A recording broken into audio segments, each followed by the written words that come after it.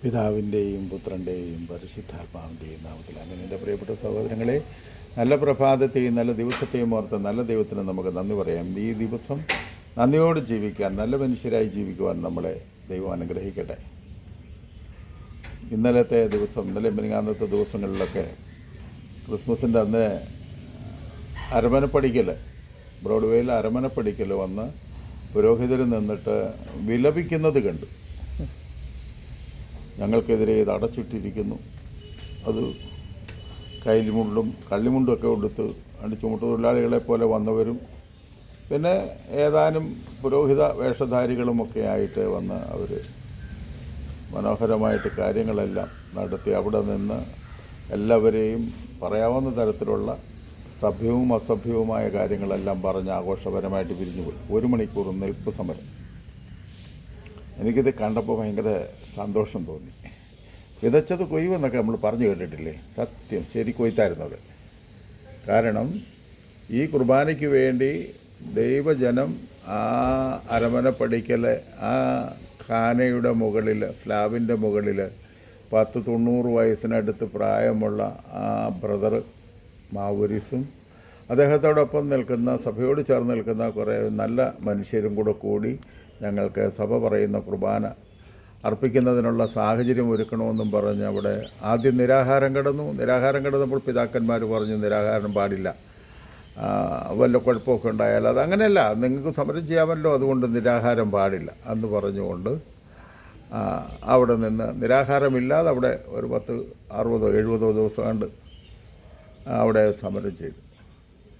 അന്ന് ഈ പുരോഹിതർ അരമനെ വന്നച്ചും നോക്കി ചിരിച്ച് കളിയാക്കി പുച്ഛിച്ചു പോയ പുരോഹിതരെ ഒരുപാട് പേരെ അറിയാം. പ്രായമായവരും ചെറുപ്പക്കാരും ഒക്കെ വന്നിട്ട് വേഷം മാറിയൊക്കെ പ്രച്ഛന്ന വേഷത്തൊക്കെ ആയിട്ടാണ് വരികം പോവുകയൊക്കെ ചെയ്യുന്നത്. തന്നെയല്ല, പുരോഹിതനെ കണ്ടാൽ അറിയാമല്ലോ ദൈവജനത്തിൽ. ആക്ഷേപിച്ച് കടന്നുപോയ അതേ പുരോഹിതർ ഒരു മാറ്റവുമില്ലാത്ത തരത്തിൽ അവിടെ വന്ന് നിന്നിട്ട് ഞങ്ങളെ ഇന്നിവിടെ കയറ്റുന്നില്ല.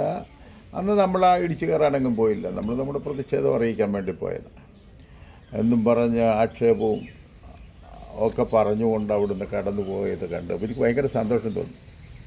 ഇവർ പണ്ട് മറ്റുള്ളവരെ കൊണ്ട് എന്തൊക്കെ ചെയ്യിച്ചോ അതേ സാഹചര്യങ്ങളിലൂടെ അവരിന്ന് കടന്നുപോയിക്കൊണ്ടിരിക്കുക.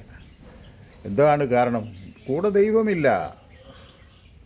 അവർ പറയുന്ന ദൈവജനം ഞങ്ങളുടെ കൂടെ, കുറേ മനുഷ്യർ ഞങ്ങളുടെ കൂടെ ഉണ്ട്. ദൈവജനമൊന്നും അവരെ പറ്റിയും പറയാനൊക്കത്തില്ല.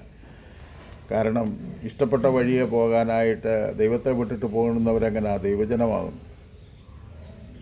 അങ്ങനെ ഈ പാവപ്പെട്ട മനുഷ്യരെ പറ്റിച്ചുകൊണ്ട് നടക്കുന്ന പരിപാടി ഇത് ഞങ്ങൾ കുലുക്കും.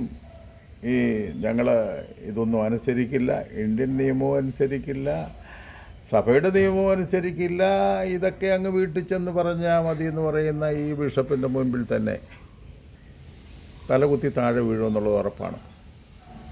ഞങ്ങൾ അനുസരിക്കുകയല്ല, വേണ്ട, നീ ഇതുവരെ അനുസരിച്ചില്ലല്ലോ, ഇനിയിപ്പം മുന്നോട്ടും അനുസരിക്കാതെ തന്നെ പോകാം. അങ്ങനെയാണല്ലോ, അനുസരിക്കാതെ പോയ ഒരു കൂട്ടമാണല്ലോ സാത്താനായി മാറിയത്. ഇന്നിപ്പോൾ അവർക്ക് കുറച്ചുകൂടെ ആൾബലം കൂട്ടാൻ പറ്റുമെന്ന് മാത്രമേ ഉള്ളൂ. നരകത്തിന് കുറച്ച് ആൾബലം കൂട്ടാനായിട്ട് നിങ്ങളുടെ പ്രവൃത്തി കൂടെ കൊള്ളാം.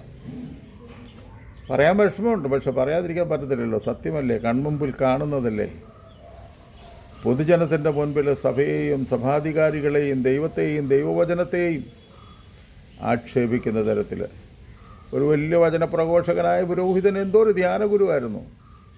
നാണമില്ലേന്ന് ചോദിക്കാൻ തോന്നുക.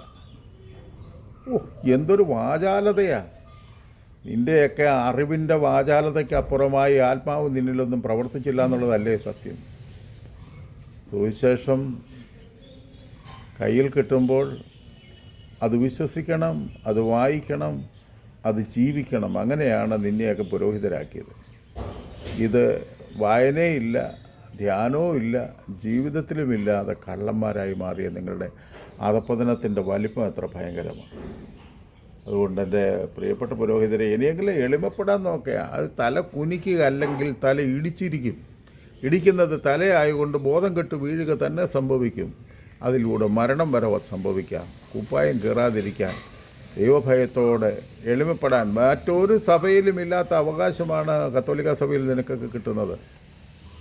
തെറ്റിപ്പോയെന്ന് ഏറ്റു പറഞ്ഞാൽ ചേർത്ത് പിടിക്കുന്ന അപ്പൻ്റെ സ്നേഹം തരുന്ന ഈ സഭാധികാരികളുടെ മുൻപിൽ മസിൽ പൊട്ടിച്ച് വെറുതെ വിഷമിക്കേണ്ട.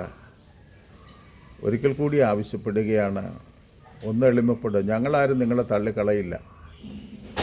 നിങ്ങൾ ഇങ്ങനെയൊക്കെ പറഞ്ഞവരാണെന്നൊന്നും പറഞ്ഞ് നിങ്ങൾ ഞങ്ങളെ കുറ്റപ്പെടുത്തുകയല്ല.